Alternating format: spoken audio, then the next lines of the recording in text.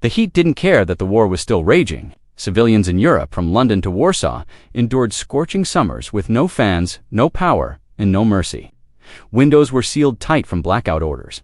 Electricity flickered off for weeks. And yet, families found ways to cool their homes with what little they had. They draped soaked linen over doorways.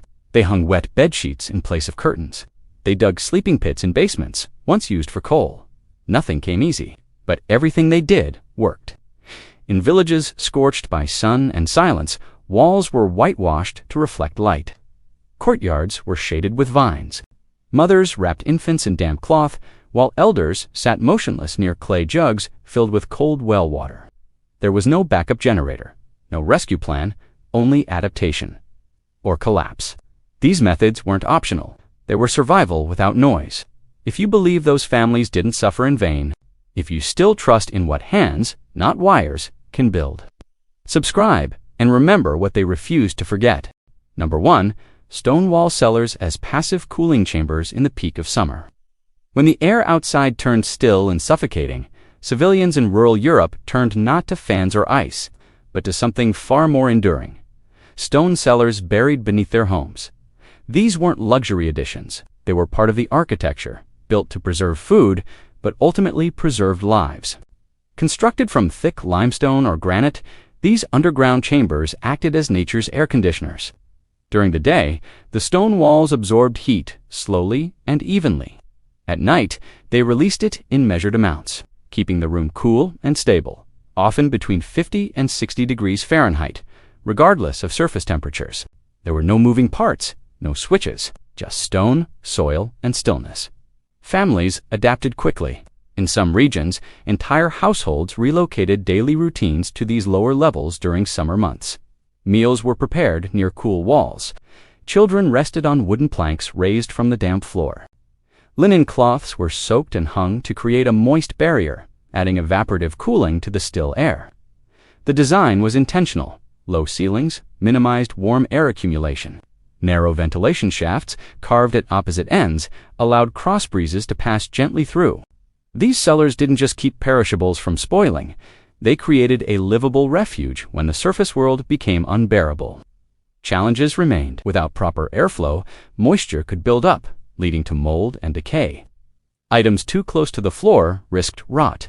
Yet the system, as primitive as it seems now, worked without failure, because it followed the laws of physics, not the whims of a power line. Today, homes rise faster than ever, but few are built with the foresight of thermal mass or earth insulation. When modern comforts vanish, drywall becomes a trap. But a stone cellar, quiet, buried, and forgotten, still holds the power to shield you from the worst of the heat. Would you trust thick stone walls over thin wires? Then hit subscribe, because the past may be your only protection when the future shuts off. Number 2. Clay pot evaporative cooling in regions across the Mediterranean, where summer heat warped wooden doors and silenced fields. Civilians had no refrigerators and no fans, only clay, water, and patience. But that was enough. Unglazed clay pots, buried in shade or hung in windows, became one of the most reliable cooling systems of the wartime home. These pots weren't decorative. They were tools shaped by necessity. Crafted from porous clay, each vessel allowed a slow seep of water through its surface. As the water evaporated, it pulled heat from the surrounding air, dropping the temperature of the contents by as much as 15 to 20 degrees Fahrenheit. In North Africa, Italy, Greece, and even parts of Eastern Europe, these pots preserved milk, cooled drinking water, and even kept butter from melting during midday heat. Families placed them near doorways, windowsills, or beneath stone overhangs, wherever airflow could amplify the evaporative process. A gentle breeze turned simple clay into a passive, silent machine. Sometimes 2 pots were used, a smaller vessel nested inside a larger one with wet sand packed between them. This pot-and-pot system, known in some rural areas as a cooling jar or desert refrigerator, kept vegetables crisp and extended the shelf life of cooked meals. It used no fuel, no ice, no wires, just thermodynamics shaped by hand. Water had to be replenished daily. In dry spells, the cooling effect was stronger. In humid air, less so. But civilians learned to optimize placement, timing, and airflow. It wasn't guesswork. It was inherited technique, passed through generations. These jars weren't bought at stores. They were shaped in village kilns, fired over wood, and hardened by experience. Every chip and crack told a story of heat endured and resources stretched, and though the war ended, the pots remained, some still found in quiet sheds or buried in crumbling cellars. Today, modern evaporative coolers sell for hundreds, wrapped in plastic and powered by outlets. But 70 years ago, a well-placed clay jar did the same work. Longer, cheaper, and without complaint. Would you trade Freon for fire-hardened clay if you trust real survival over modern noise? Number 3. Wet linen sheet cooling during blackouts. When the power failed and summer crept into every room like a slow-burning fuse, civilians didn't wait for help.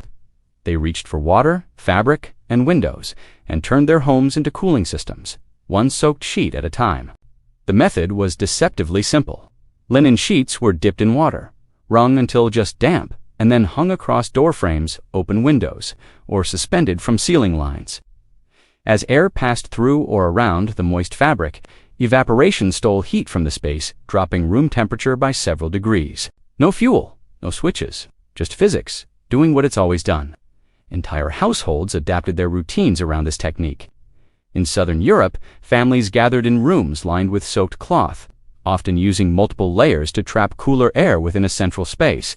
In northern regions, damp sheets were placed near beds during peak heat hours, turning sleeping quarters into functional rest zones when air wouldn't circulate. The choice of linen wasn't random. Unlike cotton, linen fibers absorbed water more efficiently and released it slowly, maximizing evaporative cooling. Sheets were reused daily, dipped in basins, wrung by hand, and rehung in rhythm with the sun's movement. It was work, but it was survival. This system didn't only cool people, it preserved food in makeshift pantries. Soaked fabric was draped over shelves or cupboards to keep perishables cooler for longer. Even medical supplies and heat-sensitive items were protected using this method, especially in rural areas with no access to mechanical refrigeration.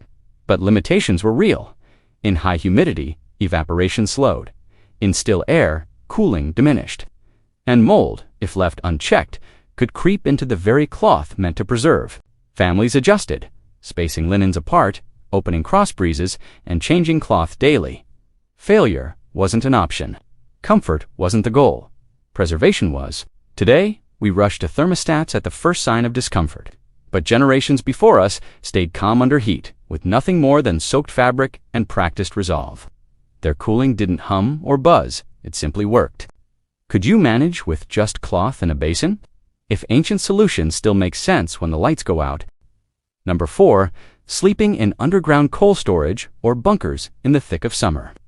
When upper floors became stifling and air hung motionless, families across war-worn Europe found refuge below ground, not for safety alone, but to escape the heat. Beneath many homes lay coal storage rooms, old wine cellars, or improvised bunkers, where the air remained cool long after the surface began to swelter. These underground spaces were typically constructed from stone or packed earth, offering natural insulation from external temperature swings. While daily heat intensified above, the earth held its steady coolness. Some of these rooms stayed between 50 to 60 degrees Fahrenheit throughout summer, without electricity, airflow systems, or mechanical cooling. Civilians adapted quickly. Mattresses were moved downstairs. Wooden pallets or woven mats were used to elevate bedding off the damp ground. Candles were minimized or replaced entirely with lanterns to reduce ambient heat. Wet towels were laid across the foreheads.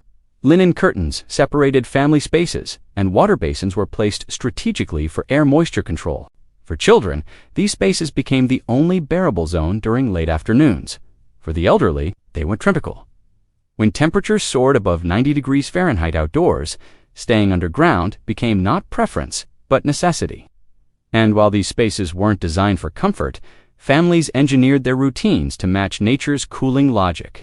Moisture control was essential. Excess humidity was countered with charcoal sacks placed in corners or open bowls of salt. Cracks in stone walls were sealed to prevent pests, but left just enough venting for air to circulate. Some even built shallow earth trenches near the entrance to catch cooler air and channel it inward. These weren't luxury shelters.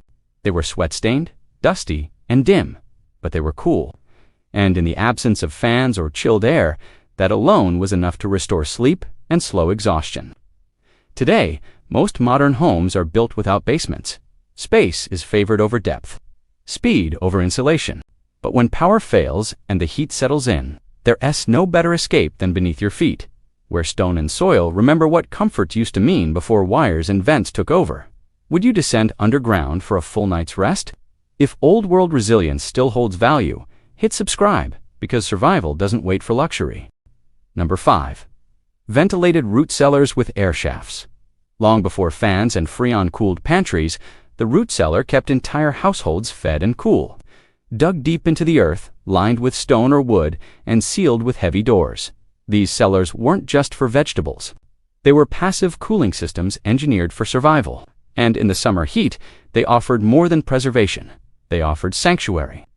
Root cellars were found across wartime farms and rural homes, often detached or built beneath kitchens. But the real genius lay not in the hole, but in the air. Builders understood that even underground, airflow mattered. And so, they added ventilation shafts, small stone or wooden ducts that allowed cool air to enter low and warm air to escape high. This convection loop quietly regulated temperature and moisture without burning a single ounce of fuel. Inside, shelves were elevated. Food was rotated. But when the heat reached unbearable levels, people followed their produce. Children napped in these cellars during midday. Some families took afternoon meals at stone benches carved along the walls. Cold air pooled at the floor, offering the only real relief from above-ground exposure.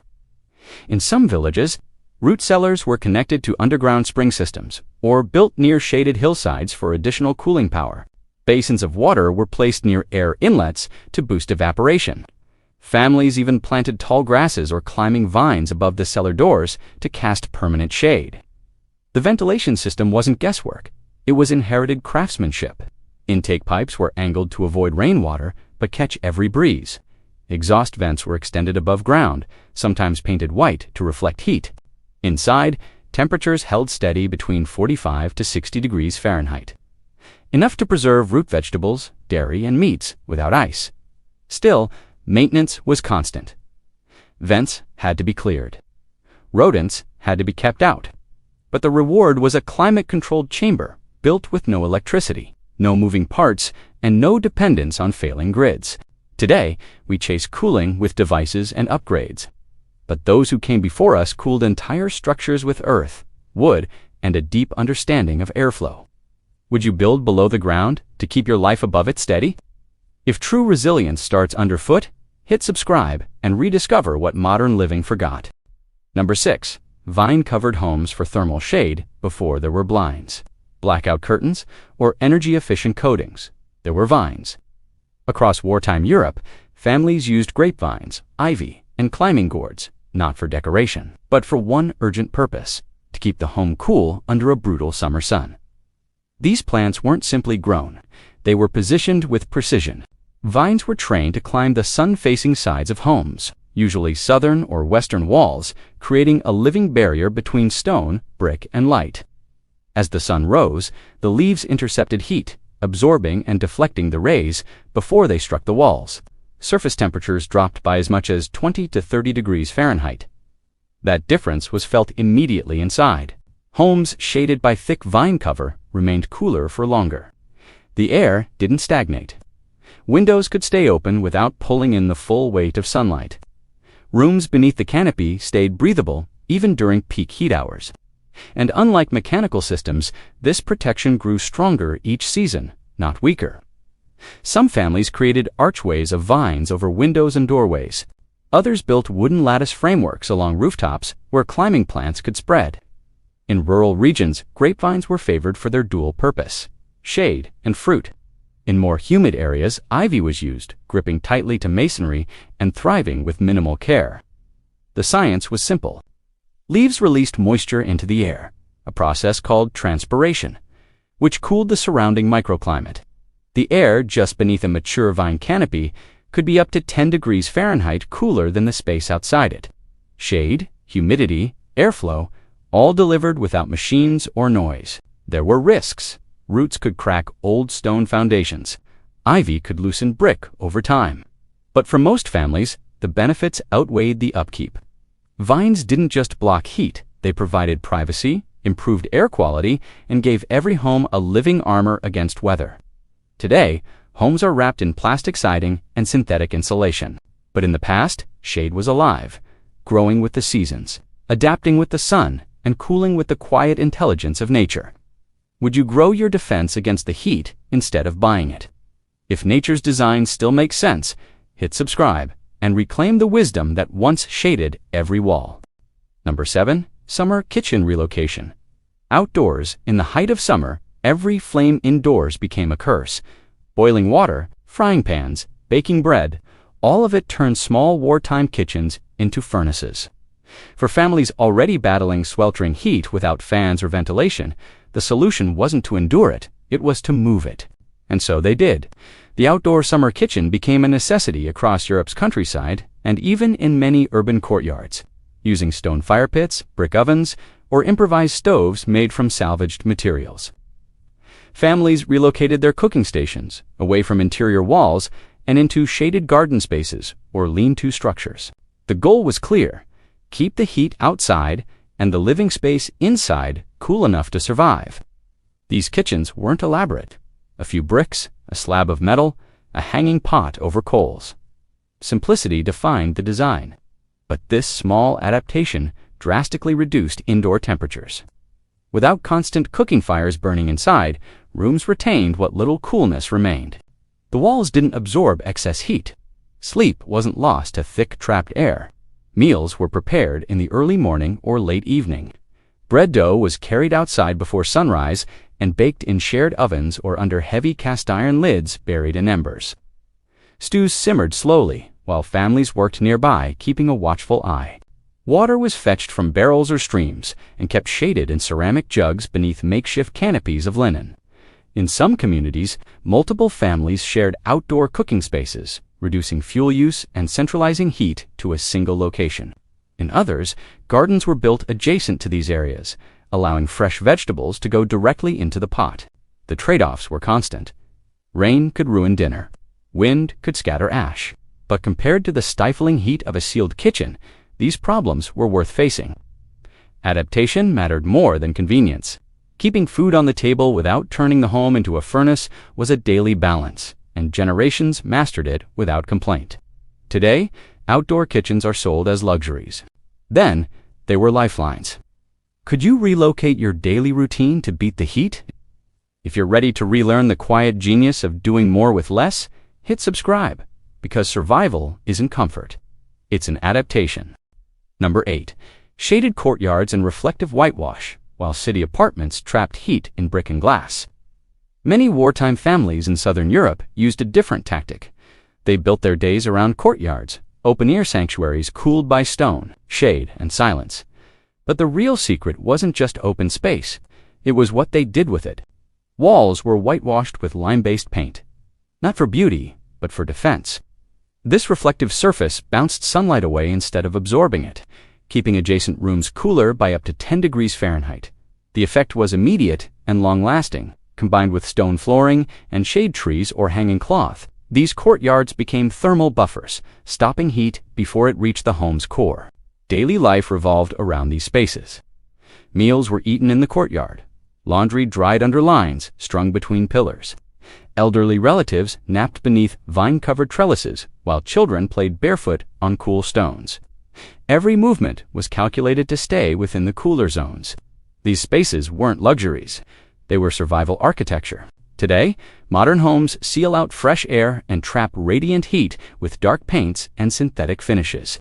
But for generations, simple white lime and open air did what modern systems struggled to do: cool a home naturally.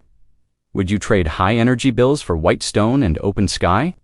If so, subscribe, because the old ways never stopped working. We just stopped noticing. Number 9. Cool water foot basins and forehead cloths. When ambient air offered no relief and sleeping became a nightly struggle, civilians turned to their own bodies and cooled them with discipline, not devices. One of the most widespread techniques was deceptively simple: cold foot basins and damp cloths placed at critical cooling points of the body. Before bedtime, Large ceramic or metal bowls were filled with cool well water or stream water and placed beside the sleeping area. Each family member sat in silence, feet submerged for several minutes. The science was clear, even if they never named it. Cooling the feet helped lower core body temperature, sending signals of relief to a body under thermal stress. Alongside this, linen cloths soaked in cold water were wrung just enough to prevent dripping, then folded and laid across the forehead, back of the neck, or wrists.